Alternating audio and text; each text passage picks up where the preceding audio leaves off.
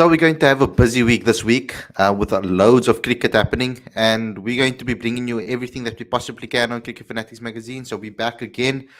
We've had unfortunate luck over the last couple of days. So load shedding, bad Wi-Fi.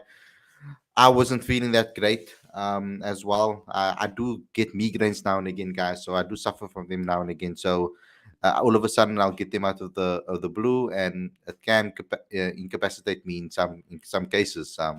But nevertheless, we're back, and we have a lot of cricket to cover. So I thought let's start this T20 conversation going because we've got a World Cup to win. I think a lot of South Africans are going to want to win this World Cup, and a lot of players have spoken about it. I mean, we spoke to George Linder at the awards. He said it on camera to us. The exclusive videos on this channel. Go and watch it. What he thinks. He believes that South Africa will win this World Cup. So a lot of people are believing that and are rallying behind South Africa. For me personally, I just want to see South Africa give it their best shot. I'm sick of seeing South Africa not put in a performance that they are worthy of at the level that we know they're worthy of, and I want to just see them do give it their best shot. If the opposition is better than them on the day, then so be it. But if we are throwing away our wickets, if we are losing the game by our own mistakes, that is difficult to take. But we're going to talk about the first T20I because this is a series of games that is supposed to prepare us for the World Cup. According to what Pavuma and Mark Boucher spoke about in their particular press conference, we know what their aim is for this particular series. Now, we're going to have to play the guessing game once again throughout the series. So I'm going to ask all of you guys that are watching the show to help me come out with the conclusions based on our analysis of what is Mark Boucher is doing with the team. He did mention in the press conference loads of things, which I will get to when the show starts. But let's get straight into today's video. Before we get going, before we get started, if you are new to this channel and this is the first time that you are with us and the Cricket Fanatics magazine family, then please subscribe because that button will probably be red. So click subscribe, click that notification bell to get notified whenever we post anything or whenever we go live. So please do that right away if that button is red and you're not subscribed quite yet. We also have something very special that we give away to all of you guys for free, and that is our digital magazine. Every single issue is 100% free, straight to your inbox every month. The link is on the screen as well as in the description. You can go ahead and click it right away, and you will get access to all of our magazines. Now, you'll get some amazing insight from players, from coaches, from people within cricket that will give you insight into how things really work behind the scenes, understanding people's untold stories too. So go ahead and read this. And if you're a young, up and coming cricketer, the amount of information that you can learn from the things that are published in this magazine, it's breathtaking. I promise you, it's really going to help you. And you can access it on your mobile phone, you can access it on your computer, you can access it on your tablet, wherever you want to. So please go ahead and do so right away. And also, if you want to help us grow South African cricket and also promote South African cricket, you can become a patron. Link is on the screen as well as in the description. Let's get straight into today's preview. I'm looking forward to this one, guys. Let's see what you guys have to say in the live chat too.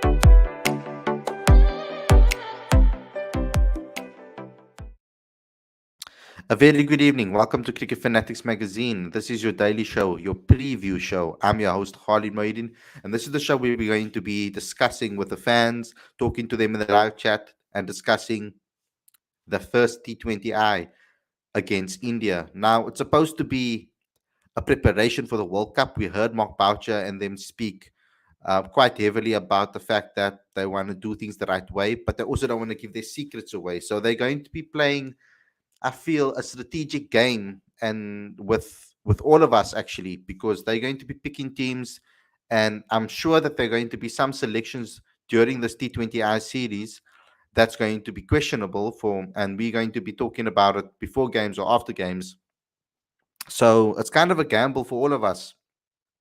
And I know I made the title all about the 11 and what we think South Africa is going to pick in that first game. I can just speak about my own views and what I think should happen, maybe, perhaps. Now, they did make it very clear that the T20 squad is going to be the squad that is going to play against India as well. So we have the squad available to us over here. The only information that we have about India is that Deepak Huda has been ruled out of the three-match T20I series for India's side. And the 27-year-old all-rounder has a back injury and has not traveled with the team. So he's out. And also, Mohammed Shami is staying behind apparently because he has COVID. He tested positive for COVID. So he's staying behind. And then ESP, this is according to ESPN Cricinfo as well, that they understand that all-rounder Shabazz Ahmed and Shreyas Iyer have been drafted into the squad to replace them. So that's the Indian news that we have from the India squad. We haven't necessarily heard anything from a South African side yet on selection, but we've got the squad available. And we also have the traveling reserves, of course, that I think are in India as well, or I know are in India as well. So we could see maybe some surprise selections with some of them also getting opportunities because we heard Mark Boucher also speak about resting players, etc. So I'm just going to first and foremost maybe speak about what I think is going to be happening. So yeah, from my perspective, we need to see Quentin de Kock play every game, in my opinion, because this is kind of his opportunity to show what he's capable of. Riza Hendricks is the informed guy, for me personally. So when it comes to Riza, I've got Werner with me, so I'm not going to speak to myself. Welcome, Werner. Let's talk about the selection. I'm just starting with some of the guys that I want to see play every single game for South Africa in this particular series. So I want to see Quentin de Kock play every game because he needs to get some form before the World Cup, and I want to see Temba Bavuma open with him because if he's going to be captain, let Temba Bavuma get at least some form ahead of the World Cup.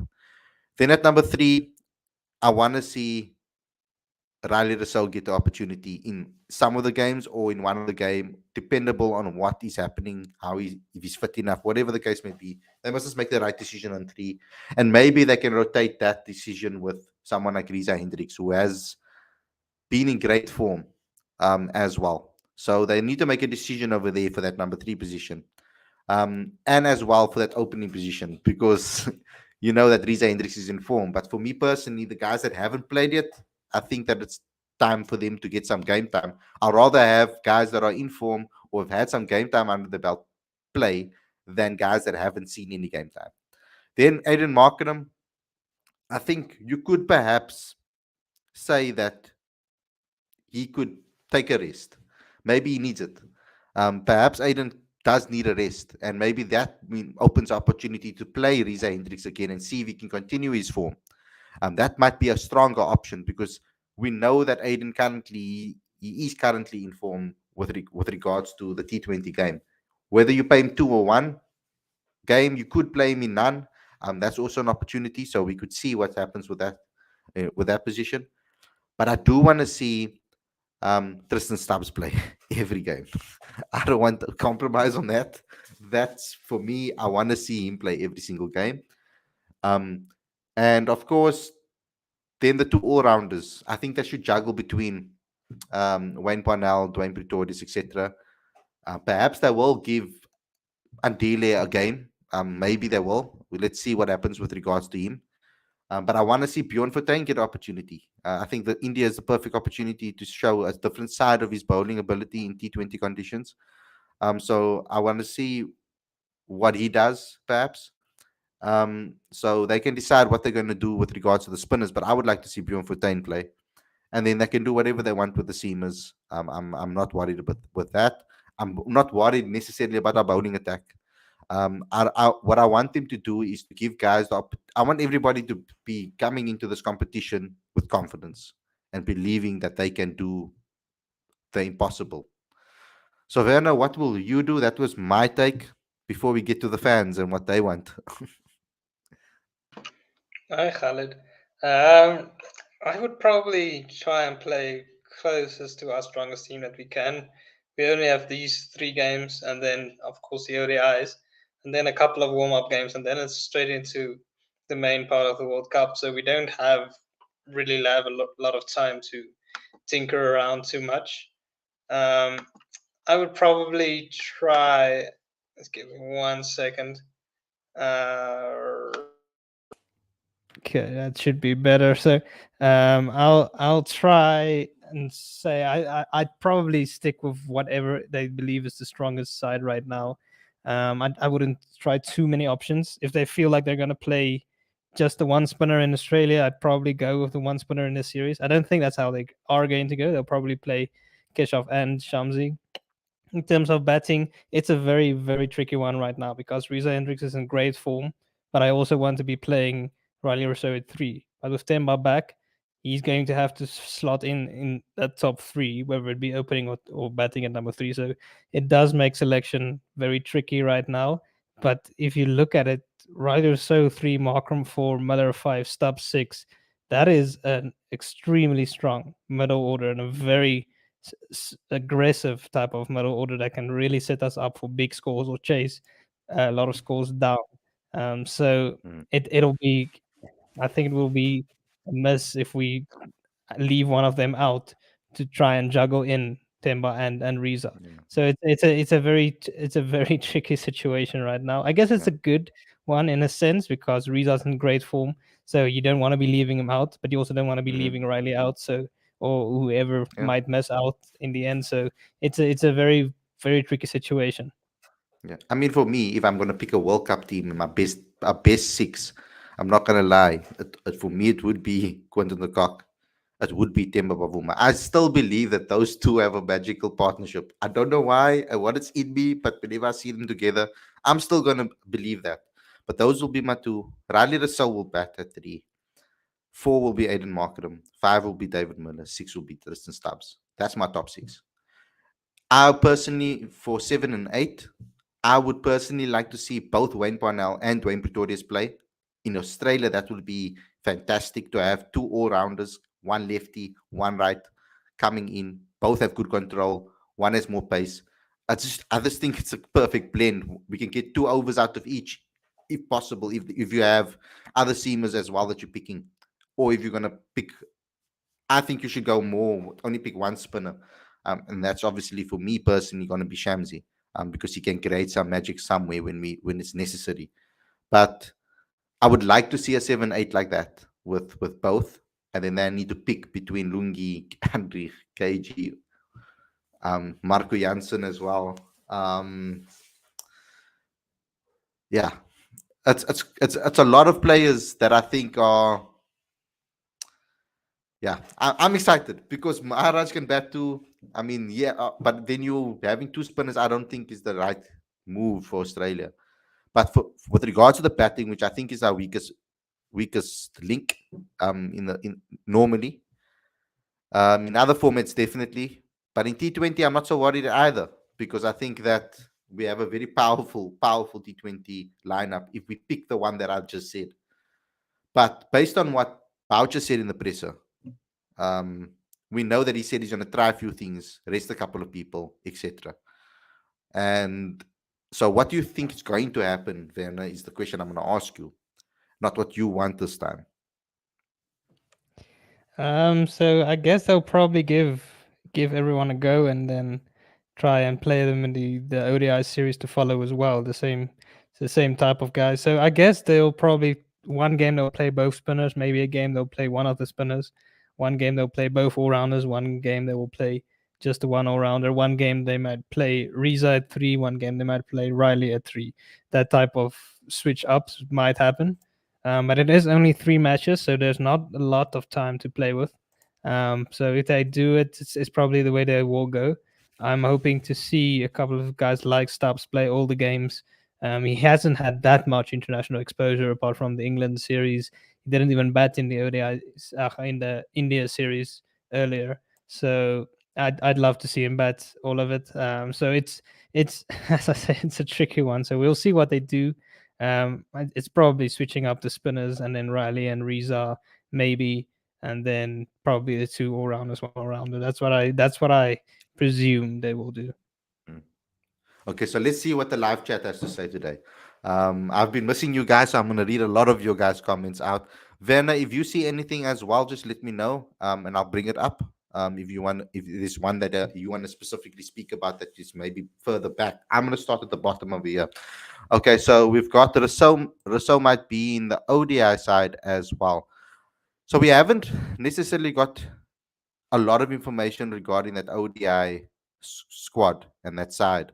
I'm expecting Yanaman Balan to be part of that, etc. So I want to see that what happens there. They only released really the T20 information right now. I think they're going to obviously focus per format. Werner, have you heard any other information with regards to what they're going to do with the ODI side and when Well, they they did announce the ODI side with the T20 side earlier, so we do have the ODI squad that's slightly different. So we do have Yanaman in there. He's probably the main one coming back in, yeah, and then obviously Andile will probably play more of the ODIs than he would of the T20, as he's yes, not part of the main T20 squad. Same with Marky Janssen is not part of the main T20 squad, though I don't think he's part of the ODI mm, squad. So there won't be too many changes, especially knowing that right straight after the ODIs they go to the World Cup. So they'll probably try and play a yeah. few of those guys as well. But I believe Stubbs and Riley Rousseau are both not in the ODI squad. Yeah. So yeah, so they did. I know that they did release the squad. When we did the show about this when they initially released it. But there's always when people are overseas and on camp, you don't know what happens leading up to that. So I'm the final ODI squad If before the ODI start.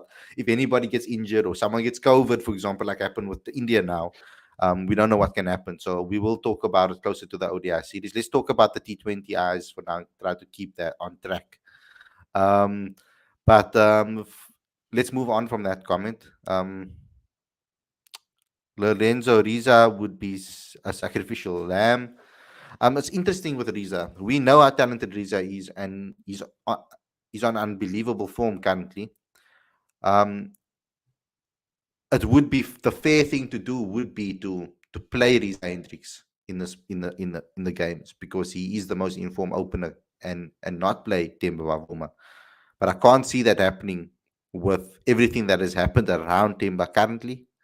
Um, we saw with the SA20 snub, the fact that how he's feeling about that. Um, so it has affected him, and I don't think they would not play him as the captain in the first game of this. It would be very shocking to me if they do so. Werner, you want to say anything on this one?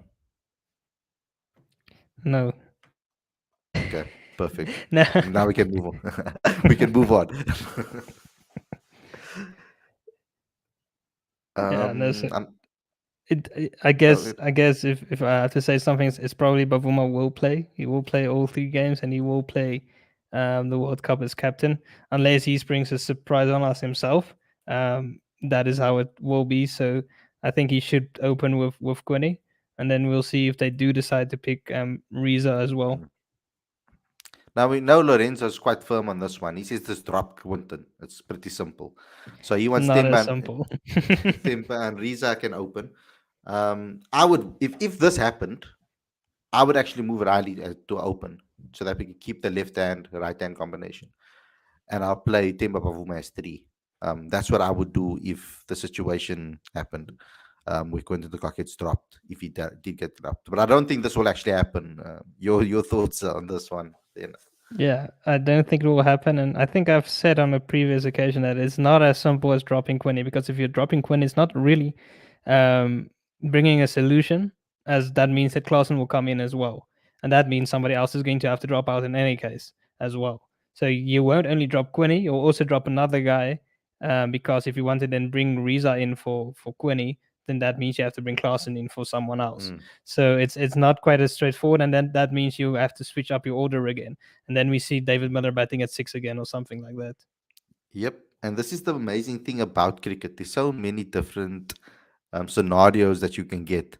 And this one is the one that worries me the most, is what Lawrence just said right now. He says, Hardy, what do we do then if Temba continues to struggle and Riza still gets runs? This is the big problem that we have. And I wouldn't know what to do. I mean, I want to always be fair, and I would like to always um, give people reward for their performances, and I would rather play the people that are right on form. That's me personally. But what happens in the reverse if Temba gets form and Riza also gets form? Then what do we do in that scenario? So I don't know how to answer this one, Averna, because for me personally, I would probably go with the person that is more informed. But dropping your captain is a hard task because we've heard on many occasions, I've heard on many occasions, besides just hearing in the presses, and I've heard from other people too about Temba's effect on the dressing room and his effect on the field as a captain. So, or if he gets runs, then we can start talking. But Quentin de Kock is the one that's struggling currently. But we know how dangerous he is. And in my opinion, when you know a player has that in him and he has a good knock around the corner, because I don't believe that he can continue this form for long, for as long as it's gone. I think it's reached its limit now, and there should be knocks around the corner. Um, so they have a decision to make with regards to that. Um, but yeah, Werner, you want to add? Yeah, no, it's tricky. I believe Quinny just started to get some form right at the back end of the CPL, so this is going to be an important series for him. If he can get his form going now, leading up to World Cup, it will make a massive difference in our side, and then we can let go of the talks of dropping him and bringing in Mm. somebody else, or wanting Stubbs to suddenly keep now that he hasn't kept in years in a World Cup. Yeah. That's a bit crazy in my opinion, to ask a young guy just coming into the side straight into the World Cup, straight into keeping, having not kept in years. I don't think that's the greatest of options. So I probably wouldn't go that route. Bavuma, it's a very tricky one. I've said here that I don't believe he is in my best T20 team. Mm. But he is a fantastic leader, and he is now part of this team, and it is what it is. And so I only hope that he has a fantastic series here against India, and it can take some confidence into the World Cup. Look here, I wanted to ask you about Stubbs actually, because were you surprised when they announced him when his SA20 team announced him as a wicketkeeper? I guess technically he can do everything, and he said he's willing to do anything. Yeah, But I don't think it's probably his first choice is to keep. I yeah. don't think it is. They And wanted to he bite our said, heads off when we suggested he should keep for South yeah. Africa actually. And I Yeah. mean, he talked about enjoying bowling a bit more in the 100. So I don't think he wants to keep Ethan. I mean, if push comes to shove, let's say Quinny gets injured mid game, then he will probably step up and keep for us for the rest of the game, unless Miller feels like he wants to pull out his old gloves again. But then Stubbs would probably do it. But I don't think you go into a World Cup with a rookie keeper who's Yeah. just trying to still find his feet at the international level. Especially when you have Andy Klassen in the squad, who's also in form. That's another player. So they're going to have to decide what they're going to be doing, because there is an option of also dropping Quinny and playing Heinrich, and to get more balance in the team. Then you can play Riza and Bavuma on top, or you can play Riley on top, or you can do whatever you want to do with regards to the lineup. I think South Africa are actually they have the best squad that they could have possibly put together, in my opinion, from top to bottom till the reserves. I think it's probably one of the most prepared T20 teams that I feel there's a lot of winners in this team as well that have won T20 trophies. So I think that we have our best chance actually this time around, more than so than in the previous T20 World Cup, I feel. Um, the problem is also, remember, guys, we might see in that first game a lot of spanners in the work and a lot of things that might surprise us, because Boucher specifically said he doesn't want to give away too many secrets to the likes of India, going because they're in the group and we need to beat them in that group. To an extent, I would have almost been tempted to keep Riley so completely back from them, because they haven't really played against Riley. So like they don't know what Riley can do. So for me, I would always be tempted to hold back Riley and get everybody that has been struggling on form. But I want to see Riley Rousseau play, man. He's too good. Um, Werner, can we talk about what we know about the ground? Because from what I've seen and what I've heard and what I've seen people talk about is that they don't know too much about this ground and what it's going to offer. So what have you read or what have you heard about the ground that we will play the first T20I? I don't want to pronounce the name because I'm going to botch it again. So Yeah, unfortunately, I will be of no help in this case. I am not really familiar with the ground at all. I don't think there's been a lot of international games played there. From what I've heard, it's a high scoring field, but don't quote me on that. yeah. And I know I'm seeing Lorenzo, I mean, sorry, Lawrence saying sometimes selectors should be ruthless in selection. Yeah, but they should be ruthless in the World Cup. That's when they should be ruthless. There's no pointers in them being ruthless now when it doesn't matter. For me personally, they need to be ruthless in the World Cup, make the difficult decisions, which they haven't done in the past. And that's my problem. Um, here we go. We've got some guys, some fans in the chat that know about it. Greenfield has a pace and bounce, Khalid. So if it is pace and bounce and that's what's going to offer, we know what South Africa is going to throw at them at the India batters. You're not going to get Anik Nokia in the mix there. Um, so it's going to be interesting.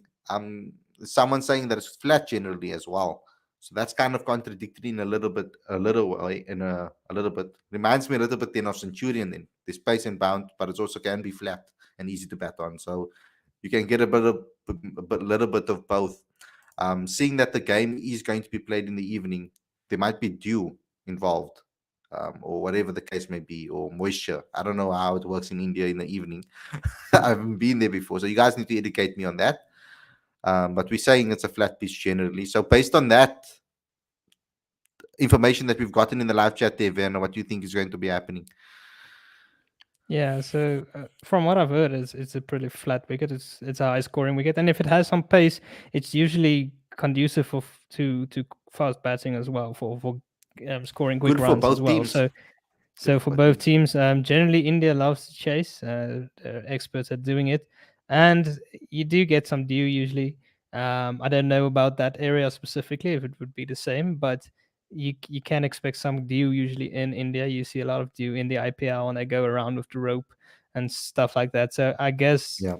when the toss bowl first generally, but we will see. And just to get to Lorenzo's points, I am well aware of Quinny's poor form in World Cups. No, none of us are hiding behind that. I think believe I have mentioned it more than once myself as well. So it's not, we're not trying to hide behind it, but what are we going to do exactly now? Are we going to leave out our most experienced batter and our keeper out and play Klaasen and then shuffle our whole order around suddenly just before the World Cup, or what's the plan here?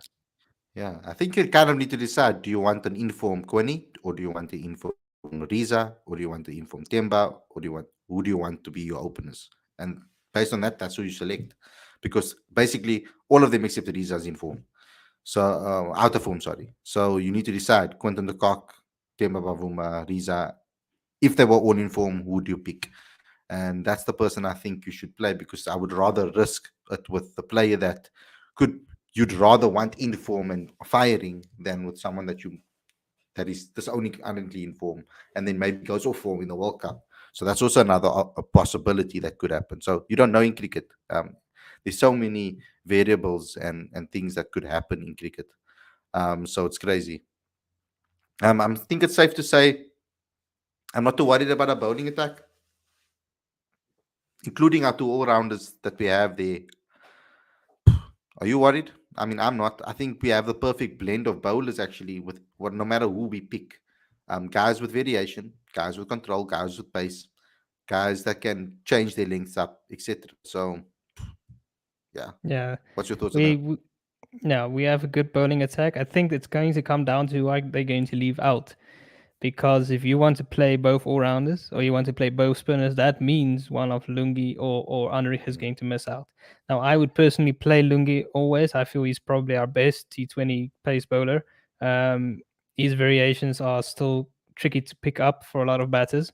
I feel he's been one of our best bowlers in this format. But then again, you look at it, do you want to miss out on the pace that Anrich Nortje brings? But pace again can backfire. So it's a few things to weigh up. Also, though, do you play one or two spinners? I would probably going into the World Cup. I'd probably play both all rounders and Lungi, KG, and Shamsi. That's probably how I would go. I've been very impressed with how Parnau has gone about things since he's come back into the team. I think he's been nailing those Yorkers very well at the back end. He's been able to swing the ball again, which has been great to see him moving the ball through the air again. And that makes a big difference. Good to have that left hand variation as well. So I would definitely play him if they're going to play one of the two all-rounders. I'd actually play him probably because I feel like our top six is strong enough that we don't need that much from our number seven coming in as a batter. Though Pretorius is the more destructive batter. If they're going to pick one of the two all-rounders, I'd probably pick Wayne Parnell for his bowling at this stage. I wouldn't have said this a couple of years ago, probably, but the form Parnell is in now, I would pick him. Yeah. I mean, like, I want to see that Dwayne and Parnell. I like having that type of 7 and 8. But the question for me is there is question marks over KG. And I specifically thought about this for a while. I think it's actually KG and Lungi um, that are actually, and Lungi and Nokia are actually our two best seamers currently, I think, in T20 cricket when it comes to um, the two of them and what they offer to the team. KG hasn't necessarily been as effective as he has been in the IPL. He hasn't necessarily been that effective for South Africa. Would you consider even maybe him sitting out for player like Lungi and Andrich to come in? I mean, that's been something that is also I've seen floating around in the live chat too. Yeah, that's a tough call. I understand the reasoning behind it. He hasn't been the best in T20s, and I think Norkia has some attributes that would help him in this format. But yeah, I feel like KG is a big match player, and I would back him to step up when it's necessary. Um, but I don't think you can go wrong if you play both Norkia and Lungi. I don't see it happening. I don't see them leaving KG out for a game at all. Maybe in this tour against India, but not in the World Cup. I don't see it happening. But I guess it's a good type of problem to have if you see you're playing on a slightly spicy deck in the World Cup, because it's probably be pretty flat, but they can even bring in Anrich Norkia and play all three of them potentially, and leave out an all-rounder if you feel like this is a good deck to bat on relatively, and you want to play all three your paces and maybe leave out one Mhm. of the all-rounders or spinners. You can go that route. It will weaken our Yeah. batting a bit, but it is an option to keep in mind. I mean, it doesn't. I mean, it might be a better option in Australia in the World Cup to rather than just have Aiden as your backup bowler to get a couple of wickets here and there in between, and then just play all your seamers, because I think you stand a better chance of actually winning that game in that manner. I feel. But in this particular, we know what Boucher said. So let's. I'm actually interested to see what 11 looks like when he doesn't want to give secrets away. I'm interested to see. And that's what I want to see on Wednesday. So South Africa will be playing India in the first T20I on Wednesday, and it will start at 3:30 South African Standard Time, if I'm not mistaken, Werner. 7 o'clock India time. So I think that is 3:30 here South African Standard Time. Yeah. So it's going to be a nice time for South Africans, but not such a nice time for maybe India fans that are watching the game. But yeah, I'm looking forward to the match. I'm hoping that I just want to see good performances from the people that they give opportunities to. That's what I want to see. I don't want I don't want the players that get opportunities to do not do a good job. I want to see everybody. I want to see everybody in form going into this World Cup, and I just want them to pick the best team that they can pick on the day. That's the hope for me for the World Cup. So let's hope that the players that need to get in form get on form, and the players that are in form stay in form. I'm hoping that that happens for this particular game. But guys, we'll be back with you again tomorrow for another daily show. Werner, thanks a lot for coming on the show as well and chatting to me about this. It was awesome to hear your insight on this game as well. And I'm hopefully you'll be back for the review after the game as well, when we discuss everything that happens in the game and what we saw. To all of the guys out there, we have a couple of exclusive interviews on the channel right now for you guys to watch. A lot of the guys that have picked up SA20 contracts around the country that are also with Western Province. I got an opportunity to interview them. I also got an opportunity to interview some women cricketers, some excellent women cricketers, guys, top class future Proteas as well as current Proteas too. So go and have a look at what they have to say on the channel. Some interesting insight from some of the guys that you also think that are favorites of yours as on this channel, like George Linda and Calvarino too. So go ahead and watch that. And Andre Berger, the first interview that Andre Berger's done since after his injury. So go and watch that as well. Interesting to see what he had to say. But guys, thanks a lot for watching. I hope you guys enjoyed this episode. Don't forget to smash the like button, comment, share, subscribe. Also, subscribe to Cricket Fanatics Magazine monthly. Every issue is 100% free, straight to your inbox every month. Link is on the screen as well as in the description. And I'll see you guys again tomorrow with another daily show. We'll come up with an interesting topic to talk to you guys about, still related, of course, to this series. Thanks a lot for watching, and I'll see you guys very soon. Take care. Peace out. Enjoy your evening.